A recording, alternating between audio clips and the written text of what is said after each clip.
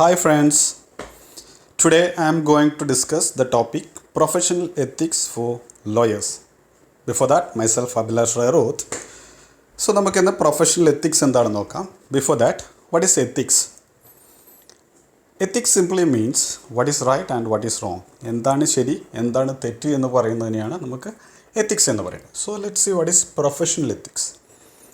In legal profession, professional ethics may be defined as a code of conduct, written or unwritten, for regulating the behavior of practicing lawyer towards himself, his client, his advisory in law, and towards the court. Okay, so simply it's a code of conduct ആണ് അല്ലെങ്കിൽ guide line ആണ് to the ലോയർക്കുള്ള ഒരു guide line how he should behave, എങ്ങനെ behave ചെയ്യണം towards himself, towards his client, towards his advisory, and towards the court. Okay.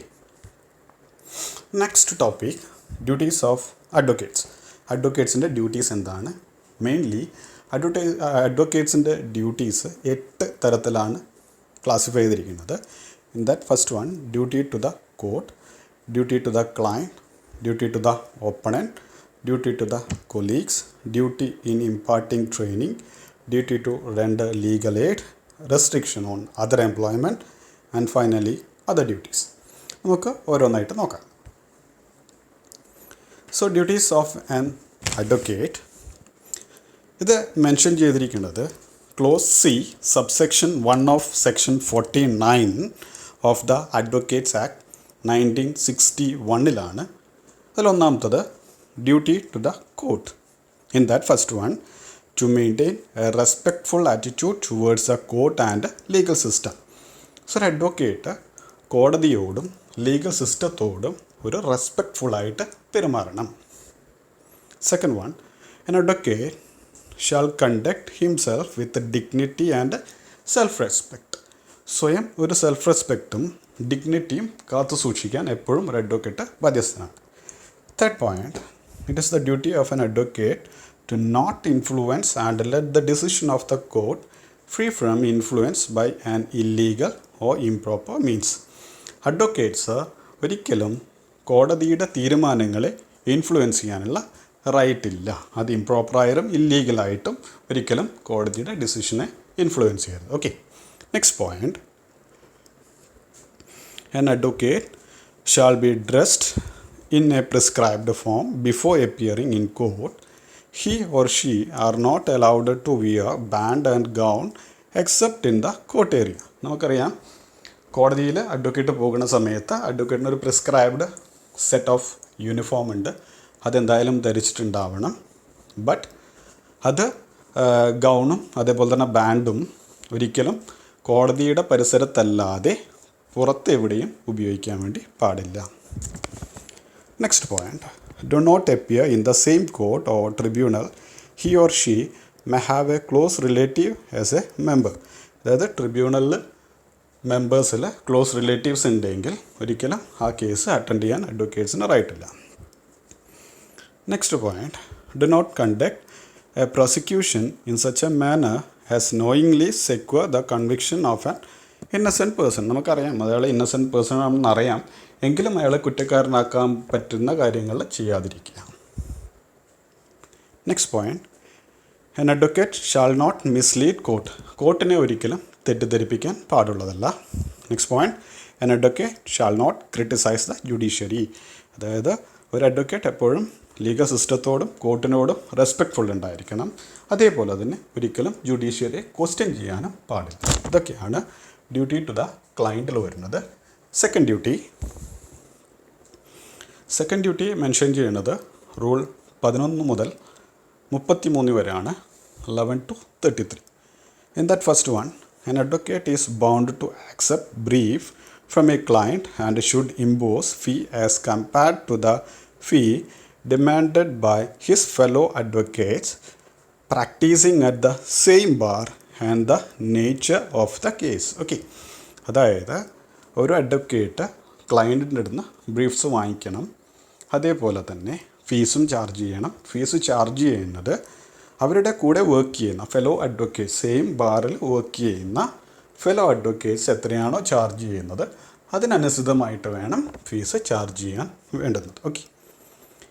രണ്ടാമത്തെ point, it is the duty of an advocate to serve the client once he or she has agreed to serve them. He shall give a valid reason to withdraw from the case and sufficient notice to the client. He shall refund a part of fee to the client. Okay. This means that the advocate is promising the client that he will serve. Okay. അതായത് ഒരു case എടുക്കുന്ന സമയത്ത് ഒരു advocate ക്ലയൻറ്റിന് promise കൊടുക്കുകയാണ്. അപ്പോൾ അങ്ങനെ promise കൊടുത്താൽ അത് ഫുൾഫിൽ ചെയ്യണം. അത് ഒന്നാമത്തെ ഭാഗം. രണ്ടാമത്തെ ഭാഗം, ഇൻ കേസ് വിഡ്രോ ചെയ്യുകയാണെങ്കിൽ പ്രോപ്പർ നോട്ടീസ് ക്ലയൻറ്റിന് കൊടുത്തിട്ടുണ്ടായിരിക്കണം. അതേപോലെ ഫീസ് വാങ്ങിച്ചിട്ടുണ്ടെങ്കിൽ അതിൻ്റെ പാർട്ട് ഓഫ് ഫീസ് റീഫണ്ട് ചെയ്തിട്ടുണ്ടായിരിക്കും. Third point, an advocate would not accept a brief or appear in case in which he has a reason to believe that he will be a witness. അതായത് ഒരു അഡ്വക്കേറ്റിന് തോന്നുകയാണ് ഈ കേസിൽ ഞാനൊരു witness ആണ് അല്ലെങ്കിൽ witness ആവാൻ സാധ്യതയുണ്ട്, അങ്ങനെയുണ്ടെങ്കിൽ ആ കേസ് ഒരിക്കലും ആ അഡ്വക്കേറ്റ് അറ്റൻഡ് ചെയ്യാൻ പാടുള്ളതല്ല. Next point, to give the best legal advice according to the best of his ability. പുള്ളിക്കാരൻ്റെ കഴിവിനനുസരിച്ച്, അഡ്വക്കേറ്റിൻ്റെ കഴിവിനനുസരിച്ചിട്ട് ഏറ്റവും ബെസ്റ്റായിട്ടുള്ള ലീഗൽ അഡ്വൈസ് തന്നെ അവർക്ക് കൊടുക്കേണ്ടതാണ്. Next point, to maintain the clause of confidentiality and not disclose personal details of the client. Okay, to maintain the clause of confidentiality and not disclose personal details of the client. അതായത് ക്ലയൻറ്റുമായിട്ട് ഒരു confidentiality ഉണ്ടാവും, അത് ഒരിക്കലും മറ്റുള്ളവരായിട്ട് discuss ചെയ്യാൻ പാടുള്ളതല്ല. Next point, to keep an account of the client's money entrusted to him and provide a copy of the same whenever it is required. അതായത് എപ്പോഴും client തരുന്ന മണിക്ക് അക്കൗണ്ട് കീപ്പ് ചെയ്യണം. അങ്ങനെ കീപ്പ് ചെയ്തിട്ടുള്ള അക്കൗണ്ട് എപ്പോഴാണോ ക്ലയൻറ്റ് ആവശ്യപ്പെടുന്നത്, when it is necessary, he should produce. ഒരു കോപ്പി ആർക്ക് കൊടുക്കണം? ക്ലയൻറ്റിന് കൊടുക്കേണ്ടതാണ്. Next point, to intimate the client upon any changes or keep him updated about the matters. കേസിൽ ഉണ്ടാകുന്ന ചേഞ്ചസ് അല്ലെങ്കിൽ progress that should be updated to the client. Okay, ക്ലയൻറ്റിന് എപ്പോഴും അഡ്വക്കേറ്റ് അത് അപ്ഡേറ്റ് ചെയ്തുകൊണ്ടേ ഇരിക്കണം. Next point, to be diligent in handling the matters of a client. ക്ലയൻറ്റിന് വേണ്ടിയിട്ടാണ് കേസ് വാദിക്കുന്നത്, so he should be aware. Okay, അത്രയും ശ്രദ്ധയോടെ വേണം കാര്യങ്ങൾ കൈകാര്യം ചെയ്യാൻ. അർപ്പണ മനോഭാവം കൂടി ഉണ്ടായിരിക്കണം. Next point, to not take up the matters of opposite party in the same case after withdrawing from the client's end. അതായത് ക്ലയൻറ്റിൻ്റെ കേസ് വിഡ്രോ ചെയ്തു ഓപ്പോസിറ്റ് പാർട്ടിയുടെ കേസ് ഏറ്റെടുക്കാൻ ഒരിക്കലും പാടുള്ളതല്ല. ഇതൊക്കെയാണ് രണ്ടാമത്തെ ഡ്യൂട്ടിയിൽ വരുന്നത്. പിന്നെ മൂന്നാമത്തെ duty to the opponent. Opponent എന്താണെന്ന് നമുക്കറിയാം. ഓപ്പോസിറ്റ് പാർട്ടീനെയാണ് നമ്മൾ ഓപ്പണൻറ്റ് എന്ന് പറയുന്നത്. അത് മെൻഷൻ ചെയ്തിരിക്കുന്നത് rule 34 and 35 rule 34 and 35. In that, first one, Rule 34 provides that an advocate shall not in any way communicate or negotiate upon the subject matter of controversy with any party represented by an advocate except through that advocate. Okay. അതായത് advocate ഒരിക്കലും മറ്റു പാർട്ടിയെ നേരിട്ട് നെഗോഷിയേഷന് വിളിക്കാനോ അല്ലെങ്കിൽ influence ചെയ്യാനോ അല്ലെങ്കിൽ communicate ചെയ്യാനോ പാടില്ല. കമ്മ്യൂണിക്കേറ്റ് ചെയ്യുന്നുണ്ടെങ്കിൽ that should B through A mediator in the sense that advocate. Okay. Next point, rule 35 provides that an advocate shall do his best to carry out all legitimate promises made to the opposite party. Opposite പാർട്ടിക്ക് legally എന്തൊക്കെ promises ആണ് advocate കൊടുത്തിട്ടുള്ളത് അത് fulfil ചെയ്യേണ്ട duty അഡ്വക്കേറ്റിനുള്ളത്.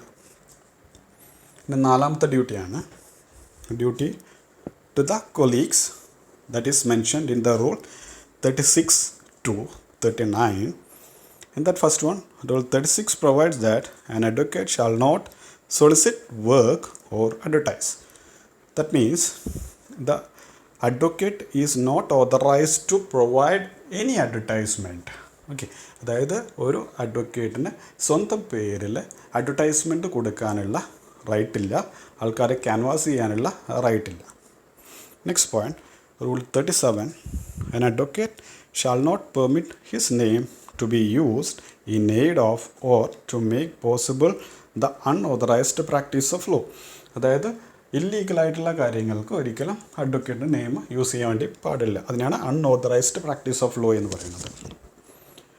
Then rule 38, make it clear that an advocate shall not accept a fee less than the fee taxable. അതായത് taxable ആയിട്ടുള്ള ഫീനേക്കാൾ കുറവ് ഒരിക്കലും അഡ്വക്കേറ്റ് ക്ലയൻറ്റിൻ്റെ അടുത്ത് വാങ്ങിക്കാൻ പാടുള്ളതല്ല.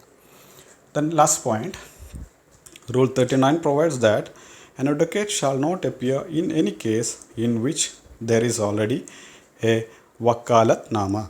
വക്കാലത്ത് നാമ എന്താണെന്ന് വെച്ചാൽ കേസ് ഒരു അഡ്വക്കേറ്റിനെ ഏൽപ്പിക്കുന്നുണ്ടെങ്കിൽ അതിനെയാണ് വക്കാലത്ത് നാമ എന്ന് പറയുന്നത്. അപ്പോൾ ഓൾറെഡി ഒരു വക്കീലിനെ ഏൽപ്പിച്ചു, അത് ക്ലയൻറ്റ് വീണ്ടും വേറൊരു വക്കീലിനെ ഏൽപ്പിക്കാൻ ശ്രമിക്കുകയാണെങ്കിൽ സെക്കൻഡ് അഡ്വക്കേറ്റ് ഒരിക്കലും അത് സ്വീകരിക്കാൻ പാടുള്ളതല്ല. Okay, there is a case law, Chandrasekhar Soni versus Bar Council of Rajasthan and others, AIR 1934. Okay, in this case, the Supreme Court held that an advocate may change side if express consent is given by all concerned after a full disclosure of fact. But it is not in accordance with the professional ethics for an advocate while retaining the brief of one party to accept the brief of another party. Okay, അതായത് അഡ്വക്കേറ്റിന് വേണമെങ്കിൽ, supreme court പറയുന്നത് അഡ്വക്കേറ്റിന് വേണമെങ്കിൽ side മാറാം, but അതൊരിക്കലും professional എത്തിക്സിന് ചേർന്നിട്ടുള്ള കാര്യമല്ല.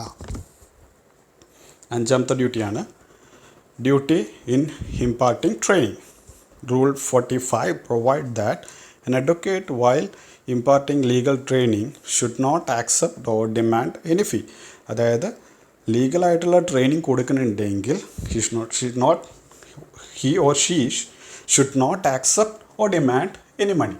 ഒരിക്കലും accept ചെയ്യാനോ ഡിമാൻഡ് ചെയ്യാനോ പാടില്ല. Sixth point, duty to render legal aid. Rule 46 make it clear that every advocate shall in the practice of the profession of law bear in mind that anyone who is in need of legal aid, who is poor, render free legal aid to them. അതായത് പാവപ്പെട്ട ആൾക്കാർക്ക് പൈസ തരാനുള്ള സാഹചര്യം ഉണ്ടാവില്ല എങ്കിൽ കൂടി advocate free ആയിട്ട് അവരുടെ കേസ് അല്ലെങ്കിൽ ലീഗൽ എയ്ഡ് കൊടുക്കണമെന്നാണ് പറയുന്നത്. Okay, seventh point, restriction on other employment that is mentioned in the rule 47 to 52. In that first one, rule 47 provide that an advocate shall not engage in any business. അതായത് ഒരു advocate ഒരിക്കലും ഒരു ബിസിനസ്സും ചെയ്യാൻ പാടുള്ളതല്ല. Second one, rule 48 provide that an advocate shall not be managing director in any company. ഒരു കമ്പനിയിലും managing ഡയറക്ടറായിട്ട് ഇരിക്കാനും പാടുള്ളതല്ല. Third point, rule 49 make it clear that an advocate shall not be a full-time salaried employee in any institution or firm, etc. അതായത് ഒരു advocate ഏതെങ്കിലും സ്ഥാപനത്തിൽ അല്ലെങ്കിൽ ഏതെങ്കിലും കമ്പനിയിൽ ഫുൾ ടൈം സാലറീഡ് എംപ്ലോയി ആയിട്ട് വർക്ക് ചെയ്യാൻ പാടുള്ളതല്ല. Next point, rule 50 provides that if the advocate has inherited any family business shall not practice law. അതായത് ഫാമിലി ബിസിനസ് ഉണ്ടെങ്കിൽ ഒരിക്കലും അഡ്വക്കേറ്റായിട്ട് പ്രാക്ടീസ് ചെയ്യാൻ പാടുള്ളതല്ല. Rule 51 make it clear that an advocate can review parliamentary bill and other bill for remuneration. അഡ്വക്കേറ്റിന് parliamentary bill അല്ലെങ്കിൽ other bill review ചെയ്യുന്നതിന് fees വാങ്ങിക്കാം, remuneration വാങ്ങിക്കാം. Rule 52 provides that after obtaining permission from the state bar council can accept part time employment. നേരത്തെ പറഞ്ഞിട്ടായിരുന്നു employment എടുക്കാൻ പാടില്ല, but if the advocate get the permission from the state bar council, he can do a part-time job. Okay, state bar കൗൺസിലിൻ്റെ അനുവാദം ഉണ്ടെങ്കിൽ part time employment ചെയ്യാവുന്നതാണ്. Last ഡ്യൂട്ടിയാണ് other duties that is mentioned in the rule 40 to 44. In that first one, rule 40, every advocate on roll should pay a certain sum to the state bar council. അതായത് enrol ചെയ്യുന്ന സമയത്ത് നമ്മൾ എന്ത് ചെയ്യണം, ഒരു amount, prescribed amount state bar കൗൺസിലിൽ കൊടുക്കേണ്ടതാണ്. Rule 41. Funds so collected should be deposited in the Bar Council of India Advocate Welfare Fund. ഇങ്ങനെ കിട്ടിയിരിക്കുന്ന amount that should be deposited into Bar Council of India Advocates Welfare Fund വേണം deposit ചെയ്യാൻ. Rule 42.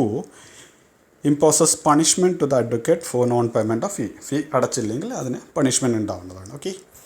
Then Rule 43 provides that if the advocate fails to give a declaration letter to the Bar Council after getting employment or become insolvent or committed any misconduct within 90 days, he may be suspended.